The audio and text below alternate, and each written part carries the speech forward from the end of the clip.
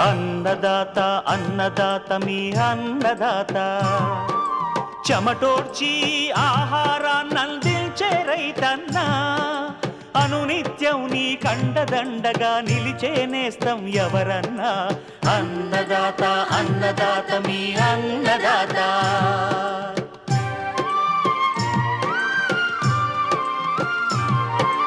నూతన రీతుల సాగుబడికి, నూరింతలు పెరిగే దిగుబడికి సూచనలిచ్చే సస్య రక్షణకు, పశు పోషణకి శాస్త్ర విజ్ఞానం అందించి ముందుకు నడిపే తెలుగు రైతు భారతదేశానికి మకుటం అయ్యేలా తీర్చిదిద్దే ఆశయంతో మిమ్ము మేలు కొలిపేది అన్నదాత. అన్నదాత అన్నదాత మీ అన్నదాత. అన్నదాత అన్నదాత మీ అన్నదాత.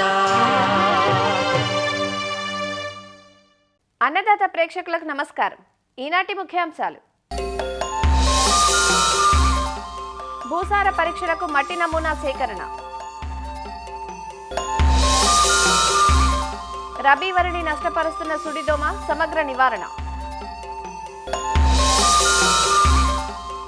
వేసవిలో ఆయిల్ పామ్ తోటల్లో తీసుకోవాల్సిన జాగ్రత్తలు, ఇంకా జై కిసాన్ వ్యవసాయ సమాచారం.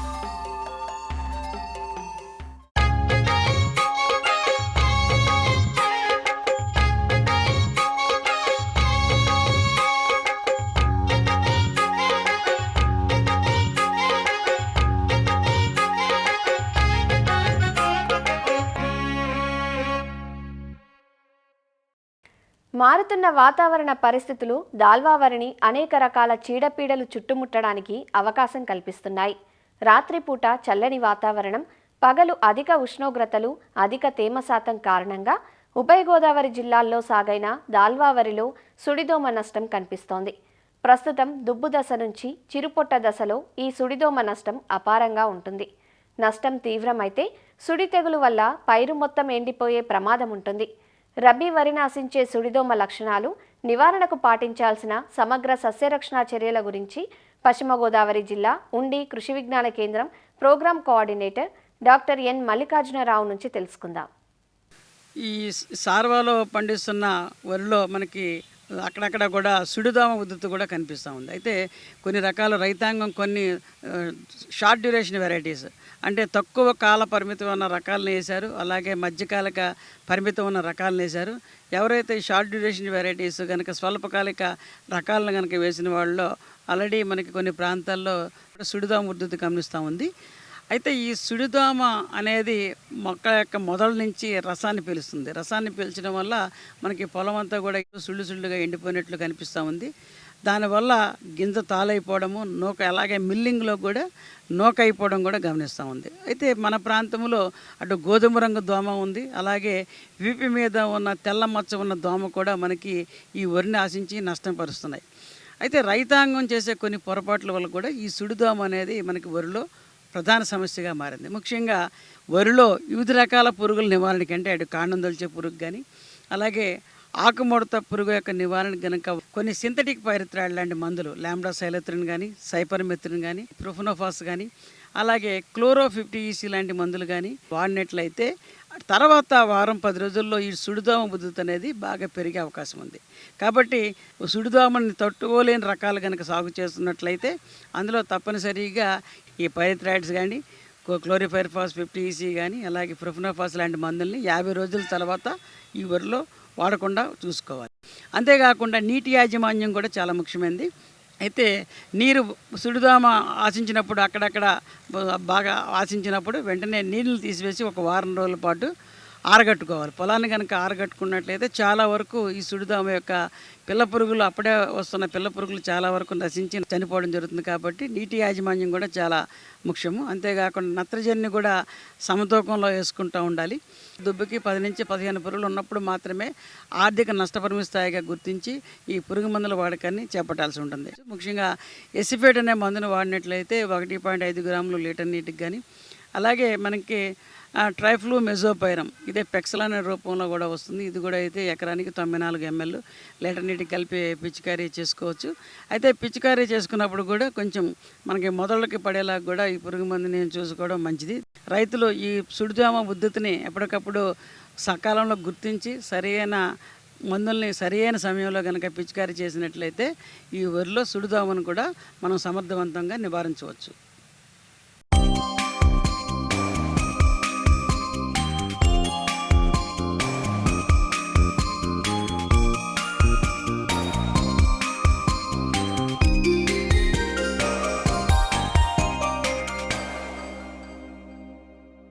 అత్యధిక నూనె దిగుబడి అందించే నూనె గింజల పంటల్లో ఆయిల్ పామ్ది ప్రథమ స్థానం.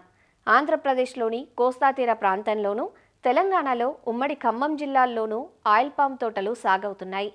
ఆయిల్ పామ్ తోటలకు నీరు, పోషకాల అవసరం ఎక్కువగా ఉంటుంది. ఈ తోటలకు నీరు, పోషకాలను సకాలంలో తగు మోతాదులో అందించినప్పుడే గెల దిగుబడి బాగుండి నూనె శాతం పెరుగుతుంది. అసలే వేసవికాలం. ఈ సమయంలో నీటికట్టు సరిగా లేకపోతే లేత తోటల్లో మొక్క పెరుగుదలకు అవరోధం ఏర్పడుతుంది. అదే కాపునిచ్చే తోటల్లో కాయ గెలల కంటే పోతు గెలల సంఖ్య పెరిగే ప్రమాదమూ ఉంటుంది. కాబట్టి మొక్కల అవసరానికి అనుగుణంగా నీటి తడులు అందించడం ఎంతైనా ముఖ్యం. వేసవి ఉష్ణోగ్రతలు దృష్టిలో ఉంచుకొని తోటల్లో కొన్ని యాజమాన్య పద్ధతులను పాటించినట్లయితే మంచి దిగుబడులను సాధించే అవకాశం ఉంటుంది. మరి చూద్దామా ఆ జాగ్రత్త చర్యలేవో? బహువార్షిక తోట పంటగా, నూనె గింజల పంటగా చలామణి అవుతున్న ఆయిల్ పామ్ తోటలు ప్రస్తుతం పలు దశల్లో ఉన్నాయి. 1 నుంచి 3 ఏళ్ల వయస్సుల్లో తోటల్లో మొక్కకు 3 అడుగుల దూరంలో పచ్చిరొట్ట పైర్లుగా జనుము, జీలుగ విత్తనాలను చల్లుకోవాలి. పూత దశకు చేరుకోగానే చిన్న చిన్న ముక్కలుగా కోసి పాదుల్లో వేసుకోవాలి. ఇవి ఆచ్ఛాదనగా పనిచేసి నీటి ఆవిరిని అరికట్టడంతో పాటుగా తర్వాత చివికి, మొక్కకు సేంద్రియ ఎరువుగా ఉపయోగపడతాయి. అదే ఎదిగిన తోటల్లో అయితే ఆకుల మట్టలను, మగపూల గుత్తులను ముక్కలుగా చేసి పాదుల్లో మల్చింగ్గా పరుచుకున్నట్లయితే నీటి వినియోగ సామర్థ్యాన్ని పెంచుతాయి. చెట్టుకు కనీసం 35 ఆకులు ఉండేలా చూడాలి. 3 ఏళ్లలోపు వయస్సున్న ఆయిల్ పామ్ మొక్కల్లో మగ గెలలు వస్తున్నట్లయితే ఎప్పటికప్పుడు అబ్లేషన్ సాధనంతో తొలగించాలి. ఆయిల్ పామ్ తోటల్లో ప్రతి చెట్టుకు రోజుకు 265 లీటర్ల నీటిని అందించాలి. నీటితో పాటు పోషకాలను కలిపి ఒకేసారి మొక్కకు అందించవచ్చు. దీనినే ఫర్టిగేషన్ అంటారు. వేసవిలో ప్రతి నెల ఒక్కో మొక్కకు 500 గ్రాముల urea, 1 kilo single super phosphate, 750 గ్రాముల మ్యూరేట్ ఆఫ్ పొటాష్ అందించాలి. కొమ్మలు డ్రిప్ లైన్ల మీద పడి దెబ్బతినకుండా జాగ్రత్త తీసుకోవాలి. డ్రిప్ లైన్ల ద్వారా ఎరువులు నేరుగా మొక్క వేళ్లకు చేరి ఎరువుల వినియోగ సామర్థ్యం పెరుగుతుంది. డ్రిప్ సౌకర్యం లేని చోట మొక్క దగ్గర తేమగా ఉన్న నేలపై సరిసమానంగా ఎరువులు వేసి మట్టితో కప్పాలి. వేసవిలో ఆయిల్ పామ్లో బోరాన్ మరియు మెగ్నీషియం పోషకాల లోపాలు తలెత్తుతాయి. బోరాన్ ధాతువు లోపిస్తే ఆకులు బాగా చుట్టుకుపోయి చేప తోకలాగా మారి మొక్క గిడసబారిపోతుంది. దీనిని నివారించటానికి లీటర్ నీటికి 3 గ్రాముల బోరాక్స్ ను కలిపి 15 రోజుల వ్యవధిలో 2 సార్లు పిచికారీ చేసుకోవాలి. అలాగే ఒక్కో మొక్కకి 50 గ్రాముల బోరాక్స్ ను 6 నెలల వ్యవధిలో 2 సార్లు భూమి ద్వారా అందించాలి. మెగ్నీషియం లోపిస్తే ఆకుల మధ్య పసుపు పచ్చని చార ఏర్పడుతుంది. మెగ్నీషియం లోపం నివారించటానికి ఒక మొక్కకి సంవత్సరానికి 500 గ్రాముల మెగ్నీషియం సల్ఫేట్ను 2 దఫాలుగా అందించాలి. అలానే సమగ్ర పోషక యాజమాన్యంలో భాగంగా ప్రతి మొక్కకు 70 నుండి 100 కిలోల పశువుల ఎరువు తప్పనిసరిగా అందించటంతో పాటుగా పచ్చిరొట్ట, జీవన ఎరువుల్ని అందిస్తే ఆయిల్ పామ్ నుంచి ఎకరాకు 15 టన్నుల అధిక దిగుబడిని పొందే అవకాశం ఉంటుంది.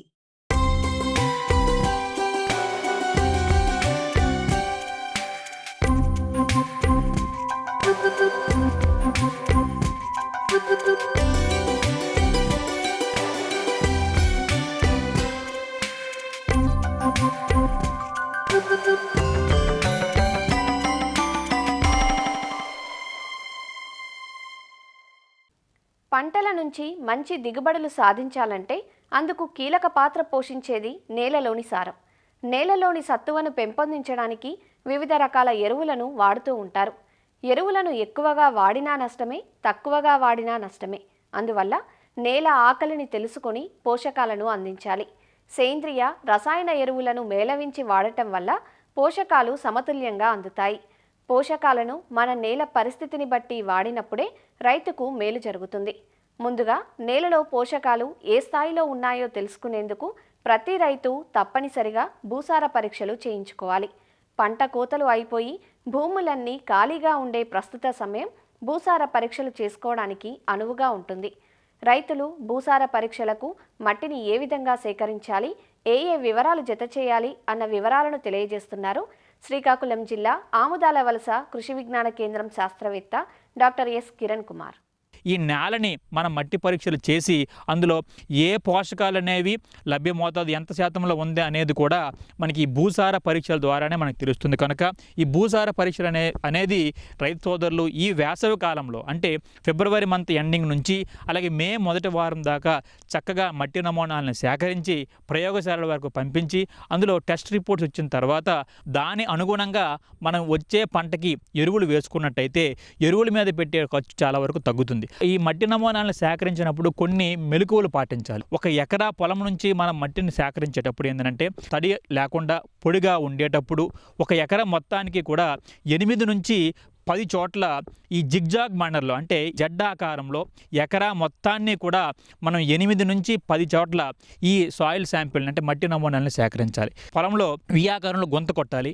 ఆ గొంత కొట్టి పై పొర నుంచి దిగువ పొర దాకా మట్టిని గోకగా వచ్చినటువంటి మట్టిని సేకరించాలన్నమాట. ఆ సేకరించినటువంటి మట్టిని ఒక పాలిథీన్ షీట్ మీద కానీ లేదా టార్పలిన్ మీద కానీ వేసి సమానంగా చతురస్రాకారంలో దాన్ని సర్ది 4 సమభాగాలుగా చేసి ఆ 4 సమభాగాల్లో ఎదురెదురుగా ఉన్నవి అంటే మనం ఐమూలగా అంటాం. ఆ ఐమూలగా ఉన్నటువంటి 2 భాగాల్ని తొలగించేసి మిగిలినటువంటి 2 భాగాల్ని కలిపి మళ్ళీ చతురస్రాకారంగా చేసి దానిని మళ్ళీ 4 సమభాగాలుగా చేసి దాన్ని ఎగ్జాక్ట్గా ఆపోజిట్గా ఉన్న 2 డైరెక్షన్లు కూడా తీసేస్తాం.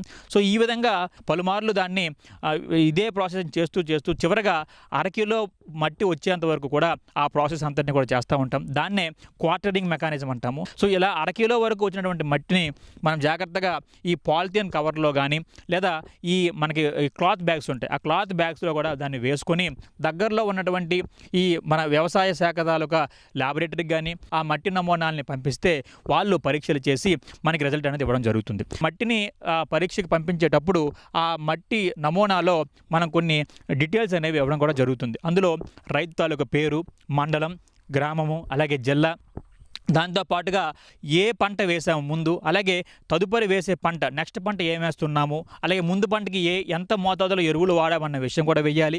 అలాగే ఆ పొలం తాలూకా సర్వే నెంబర్ని కూడా వేసి మనం దాన్ని పంపించినట్టయితే ప్రయోగశాలకు దాన్ని రిజల్ట్స్ అనేవి మన కన్సర్న్ రైతుకి మనకి ఇవ్వడం కూడా జరుగుతూ ఉంటుంది. అయితే ఈ మట్టి నమూనాలని మనం జాగ్రత్తగా సేకరించేటప్పుడు కొన్ని రకాల జాగ్రత్తలు కూడా తీసుకోవాలి. అంటే మట్టి నమూనా సేకరించినప్పుడు ఎప్పుడూ కూడా పొలం గట్లకు దగ్గరలో ఎప్పుడూ సేకరించకూడదు. అలాగే గత్తం కానీ మనం ఏదైతే ఈ రసాయనిక ఎరువులు వేసిన వెంబటే కూడా ఎప్పుడు కూడా మట్టి నమూనాలను సేకరించకూడదు. అలాగే చెట్లకు దగ్గరలో కానీ అలాగే చెట్లు నీడ కింద కానీ ఎప్పుడు కూడా మట్టిని సేకరించకూడదు. వేసుకున్నటువంటి పంటను బట్టి కూడా అంటే ఎవరైతే పండ్ల తోటలు వేస్తారో వాళ్ళు 3 అడుగుల వరకు కూడా సుమారుగా 3 అడుగుల వరకు కూడా గొంతను కొట్టి దాంట్లో ఉన్నటువంటి మట్టిని సేకరించి మనం సాయిల్ టెస్టింగ్ పంపించాలి. అలాగే ఈ మట్టి నమూనా సేకరణ అయిపోయిన తర్వాత వాటి తాలూకు రిజల్ట్స్ను కూడా మనకి ఇవ్వడం జరుగుతుంది. దాన్ని బేస్ చేసుకునే మనం తదుపరి వేసే పంటకు ఎంత మోతాదులో ఎరువులు వేయాలనేది కూడా మనం నిర్ధారణ చేసుకోవచ్చు. భూసార పరీక్ష ఫలితాలను ఎలా అర్థం చేసుకోవాలి, తదననుగుణంగా ఎరువుల యాజమాన్యం ఎలా చేపట్టాలి అన్ని వివరాలను డాక్టర్ కిరణ్ కుమార్ నుంచి రేపటి అన్నదాతలో తెలుసుకుందాం.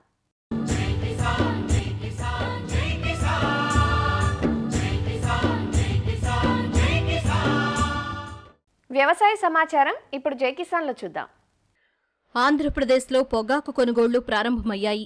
ఏలూరు జిల్లా జంగారెడ్డిగూడెం పట్టణంలోని వేలం కేంద్రాలను బోర్డు చైర్మన్ యశ్వంత్ కుమార్ ప్రారంభించారు. పట్టణంలోని వర్జీనియా పొగాకు వేలం కేంద్రం 18, వేలం కేంద్రం 32లో వేలం ప్రక్రియ మొదలైంది. ప్రారంభ ధర కిలో 265 రూపాయలుగా కంపెనీలు నిర్ణయించాయి. అయితే గత ఏడాదితో పోల్చితే ధరలు తగ్గడంతో రైతులు తీవ్ర ఆందోళన చెందుతున్నారు. 2026 ఆక్షన్ స్టార్ట్ అయింది. టొబాకో బోర్డుని, ఈడీ గారిని, చైర్మన్ గారిని అన్ని కంపెనీ ప్రతినిధులకి ఐటీఐకి అందరికి 350 రూపాయలు కావాలని చెప్పి అడగడం జరిగింది. 290 రూపాయలు లాస్ట్ ఇయర్ స్టార్ట్ చేసి 456 రూపాయలు అయ్యేసుకెళ్ళింది. అటువంటి పొగాకు మార్కెట్ ని 265 రూపాయలు పొగాకుకి రేటు పెట్టారు అంటే అది ఎంత అన్యాయమో అధర్మమో తెలుసుకుని టొబాకో బోర్డు ఏ విధమైన యాక్షన్ తీసుకుంటుందో, కంపెనీలకి ఇది ధర్మం అనిపిస్తే మేము దానికి ఆ ధర్మానికి మేము రైతులందరం కట్టుబడి ఉంటాం. మేము పండించిన పొగాకుల మీద ప్రభుత్వాలకు ట్యాక్సీలు కావాలి, కానీ మాకు గిట్టుబాటు ధర కావాలి అంటే ఏ నాయకుడు మాకు అందుబాటులో రావట్లేదు. ఈ సంవత్సరం పరాపరామ సంవత్సరం ఎంతో బాగుంటుంది, ఒడిదుడుకులు లేకుండా నడుస్తుంది ఈ సంవత్సరం అని చెప్పి అనుకున్న తరుణంలో మేము 320 రూపాయలన్నా కిలో కొంటారని చెప్పి రైతులందరూ ఆశించాం. మేము కూడా అదే బాటలో ఉన్నాం. కానీ మేము అనుకున్నట్టుగా రైతు అనుకున్నట్టుగా 320 రూపాయలు లేదు కదా. లాస్ట్ ఇయర్ 290 రూపాయలు ఇస్తే 290 రూపాయలు కూడా ఈవేళ పలకలేదు ఇక్కడ. కాబట్టి మేము దీన్ని నిరసనగా వేళ్ళు ఇక్కడే ప్లాట్ఫామ్ మీద వదిలేస్తున్నాం. గత ఏడాది ప్రారంభ ధర కిలోకు 290 రూపాయలుగా ఉంటే ఈ ఏడాది దానికంటే 25 రూపాయలు తక్కువగా ఉండటం సరికాదని మండిపడుతున్నారు. సాగు ఖర్చులు ఏటా పెరుగుతూ ఉంటే గిట్టుబాటు ధర తగ్గిస్తున్నారంటూ ఆందోళన వ్యక్తం చేస్తున్నారు. 2026-27 మార్కెట్ స్టార్ట్ చేస్తారు. 265 రూపాయలు స్టార్ట్ చేశారు. గత మార్కెట్ 290 నుంచి 456 రూపాయలు తీసుకెళ్లి ఈ రోజు అదే కాస్ట్ ఆఫ్ కల్టివేషన్ వ్యవసాయం చేశాం. మరి ఈ రోజున 265 రూపాయలు స్టార్ట్ చేశారంటే రైతుల్ని ఏ విధంగా మోసం చేశారు రైతులు కంపెనీ వాళ్ళు అనేది. ఈ పంటని ఈ సంవత్సరం కాదు, వచ్చే సంవత్సరం క్రాప్ హాలిడే అడిగి ఈ పొగాకుని 2 సంవత్సరాలు అమ్ముకునే పరిస్థితి తీసుకుంటాం. మా రైతాంగం ఏకదాటిగా నిర్ణయం తీసుకుంటామని కంపెనీ వాళ్ళని హెచ్చరిస్తున్నాం. ఈ పొగాకు ఈరోజు స్టార్ట్ చేశారు ఆక్షన్, కానీ దీన్ని 265 రూపాయలు పెట్టారు. మేము కనీసం 320-330 రూపాయలు పెడతారనుకున్నాం. లాస్ట్ ఇయర్ మీద 25 రూపాయలు తగ్గించి మమ్మల్ని చాలా నిరాశకు గురిచేశారు. ఇదే రకంగా అయితే మేము పొగాకులు అమ్మే పరిస్థితి లేదు, రైతులు కూడా చాలా దెబ్బతింటాం. కాబట్టి బోర్డు వారు అందరూ సహకరించి మాకు ఏదో న్యాయం చేస్తారని కంపెనీ వారు కోరుకుంటున్నాం. 5 రూపాయలు పెంచుకుంటూ వచ్చిన పొగాకు మార్కెట్ ఈ సంవత్సరం ఆల్రెడీ 25 రూపాయలు డౌన్ చేసి కొనటం రైతుల ఆత్మహత్యలు తప్ప రెండో పరిస్థితి లేదు. రైతులు ఈ పంట నుంచి బయటికి వెళ్ళిపోవడానికి సిద్ధంగానే ఉన్నారు. కంపెనీలు దాన్ని అర్థం చేసుకుని ఈ పరిస్థితి రాకుండా రాబోయే రోజుల్లో మంచి మార్కెట్ ఇచ్చి పొగాకుని మార్కెట్ నిలబెట్టాల్సిందిగా కోరుతూ, లేని పక్షంలో రైతులు ఈ పంట నుంచి బయటికి వెళ్ళిపోయి వేరే ప్రత్యామ్నాయం వాళ్ళకి మారటానికి సిద్ధంగా ఉన్నారు. బోర్డు పరిమితులకు అనుగుణంగా పంట సాగు చేసినా గిట్టుబాటు ధర దక్కని పరిస్థితి పొగాకు రైతులను కలవరానికి గురిచేస్తోంది. కిలోకు 350 రూపాయల ధర ఉంటేనే తమకు మిగులుబాటు ఉంటుందంటూ సాగుదారులు కోరుతున్నారు. రసాయనిక ఎరువుల వినియోగం వల్ల కలిగే నష్టాలను రైతులకు తెలియజేస్తూ పర్యావరణహితమైన సాగు విధానాల వైపు రైతులను మళ్లించడమే లక్ష్యంగా కృషి చేస్తోంది ఎన్టీఆర్ జిల్లా కొండపర్వలోని కృష్ణాసుధా వ్యవసాయ పర్యావరణ శాస్త్ర కేంద్రం. ఇందుకోసం రైతులకు ప్రత్యేక శిక్షణా కార్యక్రమాలు నిర్వహిస్తోంది. కేంద్ర ప్రభుత్వ సంస్థల భాగస్వామ్యంతో విలువ ఆధారిత ఉత్పత్తులపై రైతులకు విస్తృత అవగాహన కల్పిస్తోంది. దుక్కి దున్నటం నుంచి మార్కెటింగ్ వరకు అనేక విషయాలను రైతులకు తెలియచెబుతున్నారు ఇక్కడి అధికారులు. ఎక్కువ చేయాలనే ఉంది. ఇటువంటి పనులు రైతులకి చాలా ఉపయోగపడాలి, వాళ్ళకి మంచి తీసుకురావాలి, తీర్చిదిద్దాలని ఆ దేవుని ప్రార్థిస్తూ క్లాసెస్ తీసుకుంటున్నాము. వాళ్ళకి అంత శిక్షణ ఇస్తున్నాము. తర్వాత వచ్చి ఇక్కడ ఊరినే కూడా ఎవరైనా సరే ఏమి పే చేయక్కర్లేదు, వచ్చి 3 రోజులు కోర్సు ఇస్తున్నాము. ఇప్పటికి 2 సార్లు చేశాము. కొండపర్వ లాంటి, తిరువూరు నియోజకవర్గం లాంటి వ్యవసాయ ప్రధానమైన ప్రాంతంలో ఇలాంటి ఒక సంస్థ సమీప భవిష్యత్తులోనే అభివృద్ధిలో రాష్ట్ర స్థాయిలో ఒక మంచి వ్యవసాయ పరిశోధనా కేంద్రంగా అభివృద్ధి చెందాలని కోరుకుంటున్నాను. ఈ ప్రాంత రైతులకు అవసరమైన సలహాలు సూచనలు అందిస్తూ ఈ ప్రాంతంలోనే కాకుండా ఉమ్మడి కృష్ణా జిల్లాలోను, పక్కనున్న గోదావరి జిల్లాలకి, అలాగనే రాష్ట్రంలో ఉన్న ఇతర ప్రాంతాల్లో కూడా ఆ ప్రాంతాల భూసారాన్ని బట్టి ఆ ప్రాంతాల్లో ఉండే పంటలకు సంబంధించిన అన్ని అంశాలను కూడా ఇక్కడ ఉన్న నిపుణులు వాళ్ళ పరిశోధనల ద్వారా రాష్ట్ర ఆర్థికాభివృద్ధిలో భాగంగా వ్యవసాయాభివృద్ధి కోసం వాళ్ళ కృషిని భవిష్యత్తులో మరింత అందిస్తారని ఈ సందర్భంగా తెలియజేయడానికి చాలా సంతోషిస్తున్నాను. ప్రకృతి సేద్యం ఎలా చేయాలి, పురుగు మందులు ఎరువులు వాడకుండా అనే దాని మీద అవగాహన సదస్సు జరుగుతుంది. రైతులకు చాలా శ్రేయస్కరం, చాలా మంచిది. వీళ్ళు తయారు చేసి మాకు ఇస్తున్నారు స్ప్రేయింగ్ చేసే మందులు, పురుగు మందులు వాడకుండా. ప్రకృతి వ్యవసాయాన్ని గురించి చక్కగా వివరించడం జరుగుతుందండి. రసాయన వ్యవసాయం చేస్తే భూమి ఏ విధంగా నష్టపోతుంది, పంటలు ఏ విధంగా దెబ్బతింటాయి. ప్లస్ అవి వాడిన వాళ్ళు ఏ విధంగా రోగాల బారిన పడతారనే దాని గురించి చక్కగా వివరించడం జరుగుతుంది. అంతేకాకుండా ఇక్కడ ఆర్గానిక్లో పురుగు మందులు ఎలా తయారు చేసుకోవాలి అనేక విషయాల మీద రైతులకి ట్రైనింగ్ ఇవ్వటం జరుగుతుంది. కెమికల్స్ వాడి ప్రతి ఒక్క రైతు ఎంత లాస్ పోతున్నారు, దానివల్ల సైడ్ ఎఫెక్ట్స్ కానీ వివిధ ఆరోగ్యపరంగా చాలా ఇబ్బందులు పడుతున్నారు. అది కాకుండా ప్రకృతికి సంబంధించి ప్రకృతి విధంగా ఆర్గానిక్గా చేయడానికి ఈ కాలేజీ ఇక్కడ స్థాపించి చుట్టుపక్కల రైతులకి అవగాహన సదస్సులు పెడతాం కానీ ఏ విధంగా తయారు చేసుకోవాలి ఎవరికైనా తెలియని వాళ్ళకి చూపించడం కానీ మాకు ఇక్కడ చాలా ఆనందంగా ఉంది. మేము 2018కి పూర్వం రసాయన వ్యవసాయం చేసేవాళ్ళం. ఈ రసాయన వ్యవసాయం వల్ల కొన్ని ఆటుపోట్లు వస్తున్నాయి, నేల నిస్సారం అయిపోతుంది, అనారోగ్య సమస్యలు వస్తున్నాయి. అయితే మేము 2018 నుంచి APSNFO ZBNF వారి సహకారంతో ప్రకృతి వ్యవసాయం చేయడం మొదలుపెట్టినాం. అక్కడ నుంచి మేము తినే ఆహారం, మనకు సరిపడా ఆహారం పండించుకోవడం, కూరగాయలు పండించుకోవడం, ఇంటి దగ్గర ATM మోడల్స్ వేయటం అట్లా చేసుకుంటూ వస్తున్నాం. మరి మా పొలాన్ని సైంటిస్టులు, లాము వాళ్ళు, మరి వెంకటరమణపాలెం సైంటిస్టులు ఇంకా అనేక మంది వచ్చి పొలాన్ని పరిశోధన చేశారు. నేను 2-3 సంవత్సరాల నుంచి కృష్ణసుధ అకాడమీకి వస్తున్నాను. ఇక్కడ వీళ్ళు ట్రైనింగ్లు ఇస్తున్నారు దీని మీద, ప్రకృతి వ్యవసాయం మీద. నేను చెప్పేది ఏంటంటే ఈ DAP యూరియా కట్టల బదులు ఈ జీవన ఎరువులు వాడి మన రసాయనాలకు బదులు కషాయాలు, ద్రవజీవామృతాలు, గ్రోత్ ప్రమోటర్స్ వాడి మన నేల సారవంతం చేసుకుంటే మన భూమిలో ఉన్న సూక్ష్మజీవులు వృద్ధి చెంది మనకి బలమైన భూమిని బలంగా ఏర్పరుస్తాయి. ఆ బలమైన భూమిలో పంట బలంగా వస్తుంది. దానివల్ల మనకి ఆరోగ్యమైన ఉత్పత్తులు మనం సేకరించగలుగుతాం. మొక్కలకి ఏమైనా చీడ కానీ ఏదన్నా పడితే కనుక జీవామృతం, అగ్నేస్త్రం ఆ 2 వేస్తాం. అవి పంటకు వచ్చిన ముందు ఏదన్నా పడితే అమృత జలం అవి వేస్తూ ఉంటాం. అవి వేస్తే తర్వాత పంటకు వచ్చిన తర్వాత ఇక కూరగాయలు కోసి మార్కెట్కి ఇస్తామండి. సేంద్రియ పద్ధతుల్లో రైతులకు సాగు విధానాల గురించి వివరించడానికి ఒక శిక్షణా కార్యక్రమంలాగా కొండపర్వ గ్రామంలో కృష్ణసుధ అకాడమీ, సెంట్రల్ గవర్నమెంట్ వారి భాగస్వామ్యంతో ఈ కార్యక్రమం జరుగుతూ ఉంది. ఈ కార్యక్రమం అనేది ముఖ్యంగా మా కొండపర్వ రైతులకి, అదేవిధంగా చుట్టుపక్కల గ్రామాల రైతులకు ఎంతో ఉపయోగకరమండి. ముఖ్యంగా నేటి కాలంలో రైతులు అనేవాళ్ళు సేంద్రియ వ్యవసాయ విధానాలు, ముఖ్యంగా ఏ టైంలో ఏ పంట వేయాలి, ఏ ఎరువులు చల్లాలి, తదితర కార్యక్రమాల మీద రైతులకు అవగాహన కల్పిస్తున్నారండి. ఈ కార్యక్రమం వల్ల రైతులు అనేది అవగాహన కలిగించుకొని ఆ అవగాహన కలిగించుకోవడం ద్వారా ఆ సబ్జెక్టును పొంది వాళ్ళు చక్కగా వ్యవసాయం చేసి అభివృద్ధి చెందుతూ ఉన్నారు. ఉమ్మడి కృష్ణా, ఏలూరు జిల్లాలు సహా పలు ప్రాంతాల రైతులకు ప్రకృతి వ్యవసాయంలో మెళకువలు నేర్పి తద్వారా ఆదాయం పెంచేందుకు కృష్ణా సుధా వ్యవసాయ పర్యావరణ శాస్త్ర కేంద్రం పనిచేస్తోంది. ఇందుకోసం కేంద్ర ప్రభుత్వ సంస్థలైన భారతీయ వ్యవసాయ పరిశోధనా మండలి మరియు భారతీయ నూనె గింజల పరిశోధన సంస్థ సంయుక్త ఆధ్వర్యంలో అవగాహన కార్యక్రమాలు నిర్వహిస్తున్నారు. మరిన్ని విభిన్న అంశాలతో రేపటి అన్నదాతలో మళ్ళీ కలుసుకుందాం. నమస్కారం. అన్నదాతలు తమ సందేహాలు, సమస్యలను 1800-425-4085 టోల్ ఫ్రీ నెంబర్లో ఉదయం 10 గంటల నుంచి 11 గంటల మధ్య పని దినాలలో సంప్రదించగలరు. ఈ కార్యక్రమాన్ని యూట్యూబ్లో www.youtube.com/annadaata ETV లింక్ ద్వారా వీక్షించవచ్చు.